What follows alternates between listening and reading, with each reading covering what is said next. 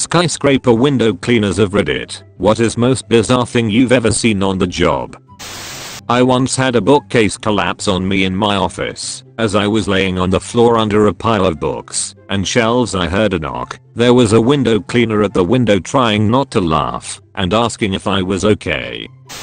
My uncle has been doing this job over 20 years, so I've had a few weird stories off him. A woman filming a porno. A sign on a window asking them to not clean the bathroom window. Obviously not knowing which window was to what room they went about their jobs. The bathroom had skinned rabbits hung up. A hoarder whose windows were slowly being hidden by the years of collections. A famous footballer who was not with his wife. Not long after this, the company were asked to sign NDAs. What looked like a murder scene. Uncle reported it, but was later told it was fake blood for a TV show that was filming there. His favorite? A dog breeder. Okay, breeder not the right word. Someone who had 2 litters, and every 4 weeks he went back to clean the building, and got to see the pups growing up. When he went back, and they were roughly 12 weeks, there was 1 pup left. He asked for her, and now he's got a rottie called Holly. The footballer was Rooney. The hooker he was doing, while his wife was pregnant. My grandfather met my grandma while working as a window washer. He put his phone number right up against the glass of her office and hoped she wrote it down. She did and called, and they've been married for 60 years. He must have been a handsome dude. Pretty sure a window washer that does something like that today loses his job. In my opinion, it would fail today simply because of the perceived social class differences between the woman working inside such a building and the man outside washing the windows. 60 years ago, if she was working in a building that required window washers, I bet she worked in some capacity as a secretary, receptionist, clerk, and given that women were paid less, I imagine there would be no difference in classes. Educations would just have been high school and vocational.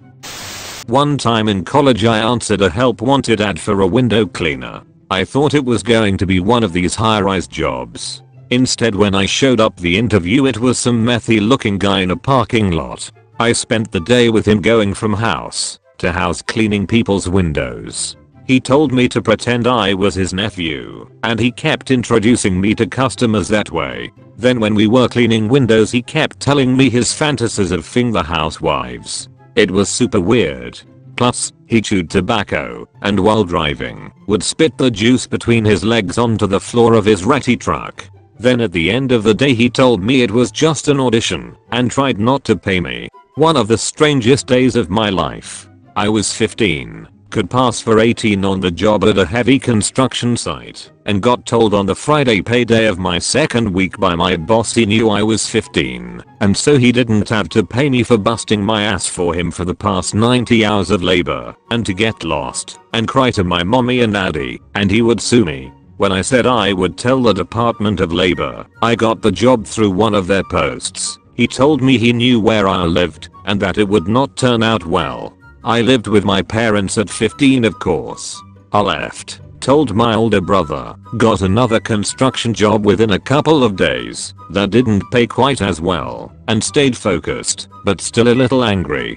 The contractors' vehicles all began showing up on the side of the roads all over town, getting towed to all the shops in town with destroyed transmissions and other problems. Their largest crane was basically destroyed.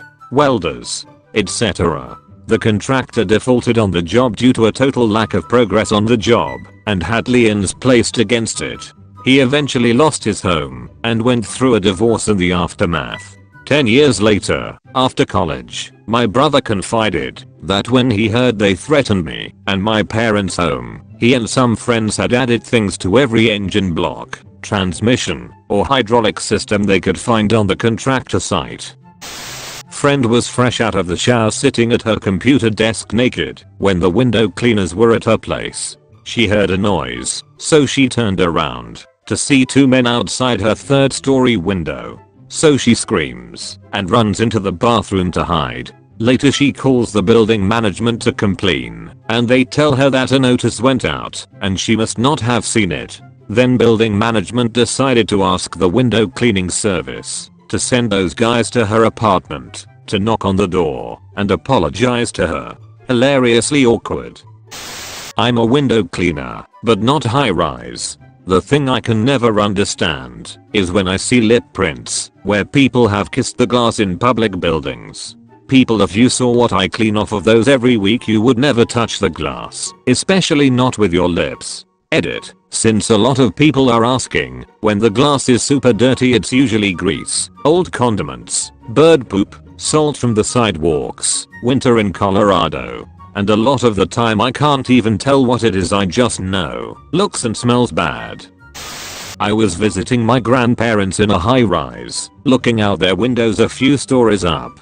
As the window cleaners went by, I happily watched them clean, hands folded behind my back, because the windows were a one-way type thing, where they were basically mirrors from the outside in. I knew this because I'd seen the building from the outside.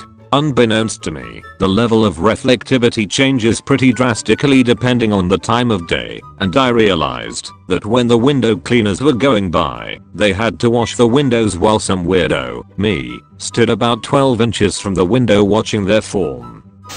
I'm not a window cleaner, but a paramedic. We got a call once to a suicidal window cleaner guy once. We could see what was going on as we approached. He was swinging around and doing tricks in between each wipe of the window, like giant swinging leaps and who knows what else. The police had him come down and asked him what he was doing, and he said he just really loves his job. So we told him he needs to be safe and left him to go back to work.